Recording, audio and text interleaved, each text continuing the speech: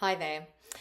My name's Jane, and I am going to talk to you today about how the work of Dr. Joe Dispenza changed my life.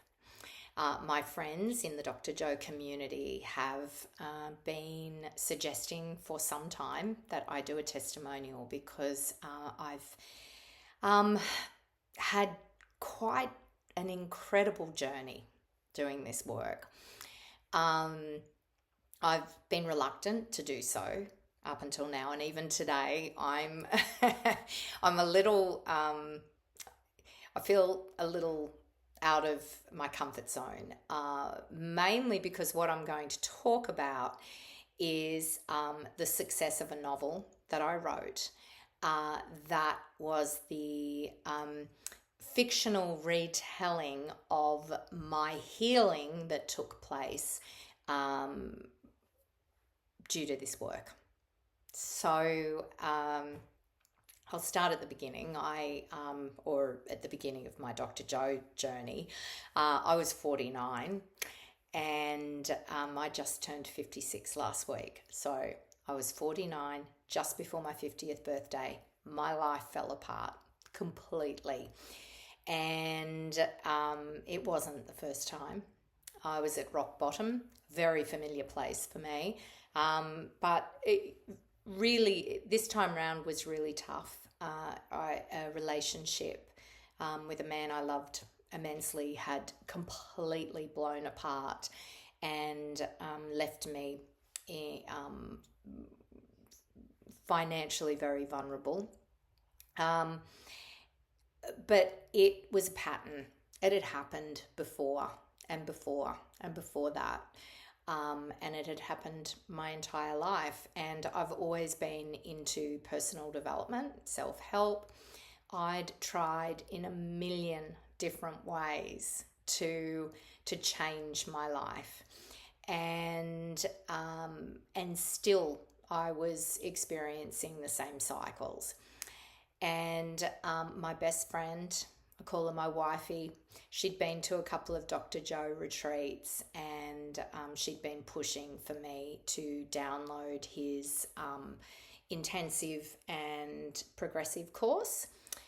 There was always an excuse, and I hadn't done it until I sat with her on the beach and watched the sunrise on my 50th birthday. I think back to who I was then. I'm a bit emotional. And I thought, this is never going to happen to me again. And I went home and I maxed out the credit card and I downloaded that course. And very quickly, my life started to change. And I now know, because time isn't linear, but also because I made a decision with such force. And Dr. Joe talks about that. Such force. I committed to myself that day, and every day since, actually. And my life is now the creation of that, that commitment to me.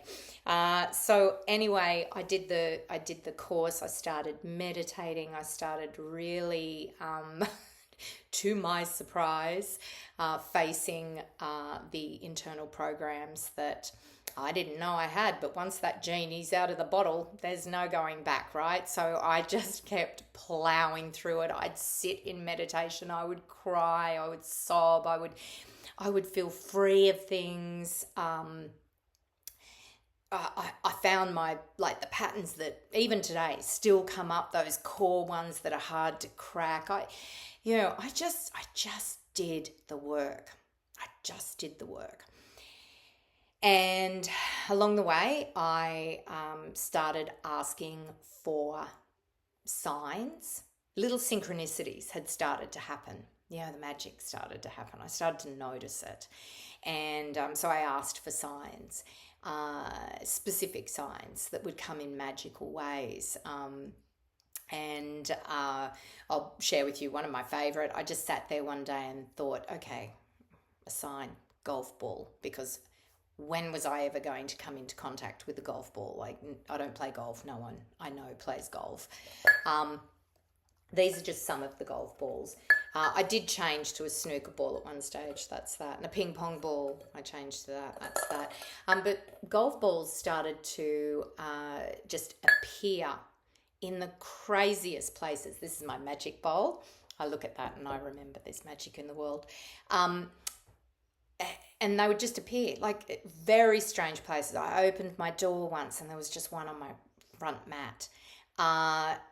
One of the craziest experiences I had was I was walking down the side of my house and I heard a scuffle up on the guttering, and I looked up and it was a black raven with a golf ball in its mouth.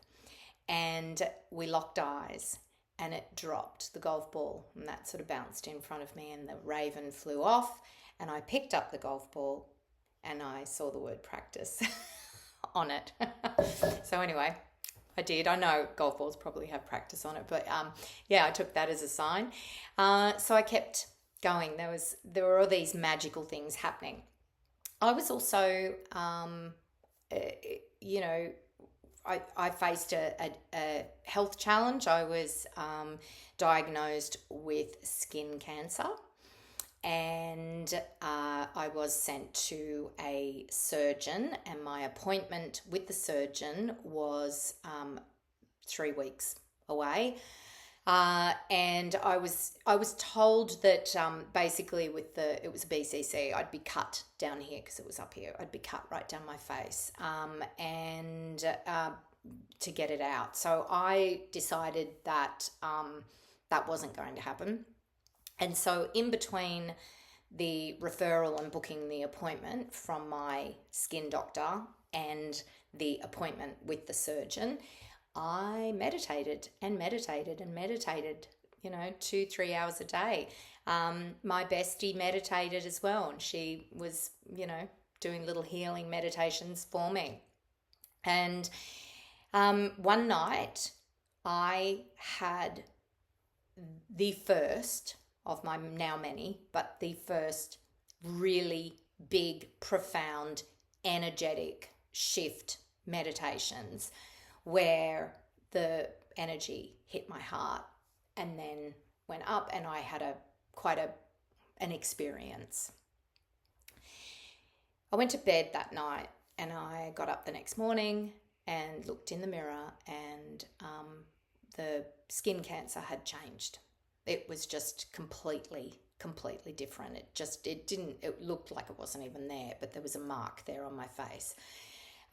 So a few days later, I went to the surgeon for my pre-surgery appointment, and he ended up putting me under one of those big magnifying glasses, and he then looked at the referral and the paperwork and the biopsy results, and he said, I know what I'm looking for, but I can't see it. It's not there.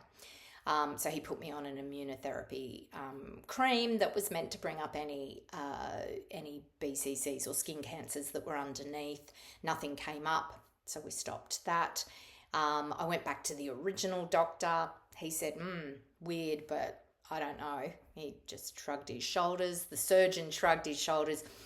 I still wasn't quite ready to believe it, so I went to a very well-known dermatologist, and he took a very deep biopsy, and that came back clear. I never really talked about this until recently, because even then I just wanted to wait and see, But that was about 5 years ago now, and for the past year I've been sort of saying, yes, absolutely, that meditation, something changed. That cancer was left in the old body, and I was different when I got up from it. So that was a really profound, for me, example of how I could heal, and also the realization that you never know what you're healing. You never know. There are a lot of people out there doing incredible testimonials where they're healing disease. And I immersed myself in those testimonials in the early days. I used to listen to them when I was driving. Sometimes I still do because they're so inspiring. But for those of you who are doing the work, but not for the purpose of, say, curing a cancer, you never know what you're healing. And so I just went all in. I was just healing me, whatever that meant. And my life started to look very different, abundant, in flow. I was happy. I was content, actually, contentment. Oh, contentment. Crazy when I realized that I was content day after day after day. And then during the Sydney lockdown, I decided I was going to write a novel about this journey that I'd been on. This journey of learning how to see myself and heal myself and find happiness, learn to be worthy of happiness. And anyway, so I wrote a novel. It's called Tilda Is Visible. I'm sure, there's no point. You can search me up. And it's about a woman who is diagnosed with invisibility and has to learn to see herself again. And she goes to a therapist who teaches her about her internal programs, and which I've called Pearl, Program Everything, Always Repeat Loop. And it's that voice in your head, and that's like another character in the book. And Tilda goes on this journey where she meditates and she learns to reprogram those internal dialogues and heal.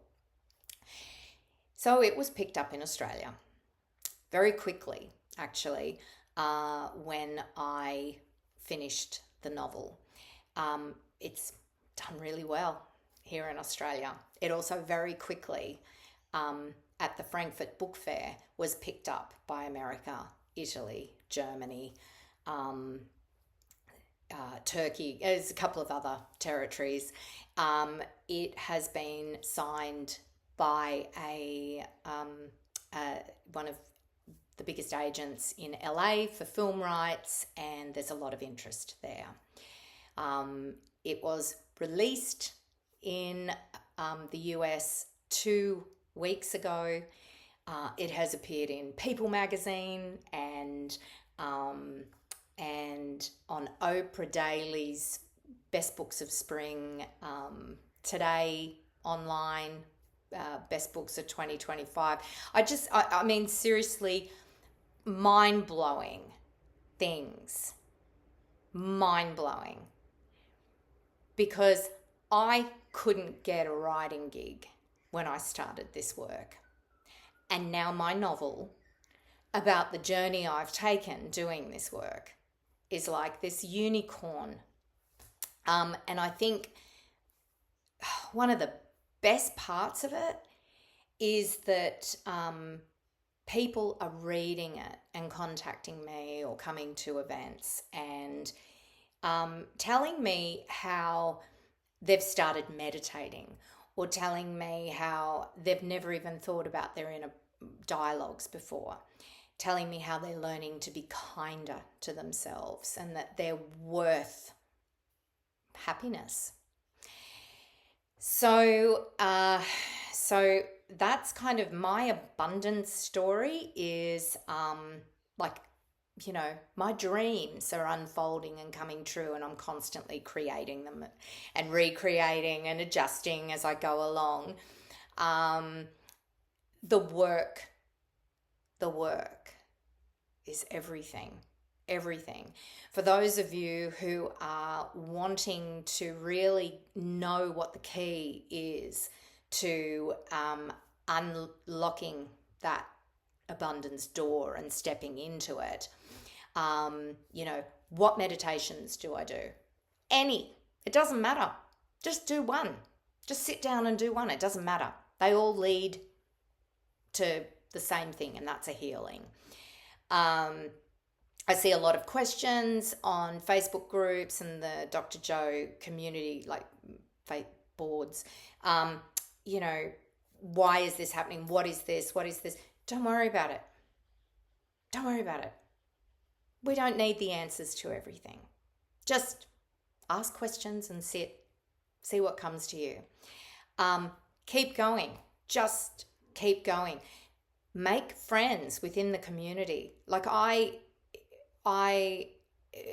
wrote in my acknowledgement in the book to my Dr. Joe friends, and particularly the people in my study group, because they held me accountable, and some of them continue to hold me accountable. Some days we meditate together, even if it's just a text message to each other saying, you know, do you want to meditate? Let's do it now. See you out there. So it's really great to have friends on this journey.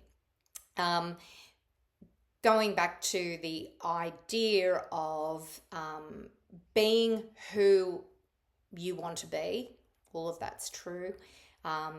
If you're wanting to be an abundant person, acting like an abundant person, all of that, or being an abundant person, all of that is true. But I personally have found that the longer I've done this work and the more I'm in my heart, it's not about manifesting abundance. It's about being love. It's about that connection to this divine source and having that experience when you're meditating, being love. And strangely, when you experience that and you be that, and that's your desire, all of these other magical things come to you and start to happen in your life. Don't be overly attached to those outcomes. Just keep working on your heart.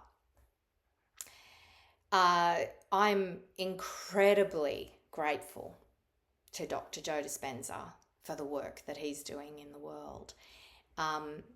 It really has changed my life. It's changed me. I have so much love and compassion for who I was to this point. But I look back on her and think she was kind of flailing around a lot in life. But yeah, things are really good now.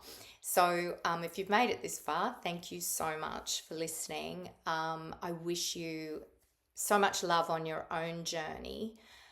Just take it from me where I came from, what I had experienced in my life, and where I am today. If I can do it, you can too. And, share your journey down below, or message me, or, we're all in this together.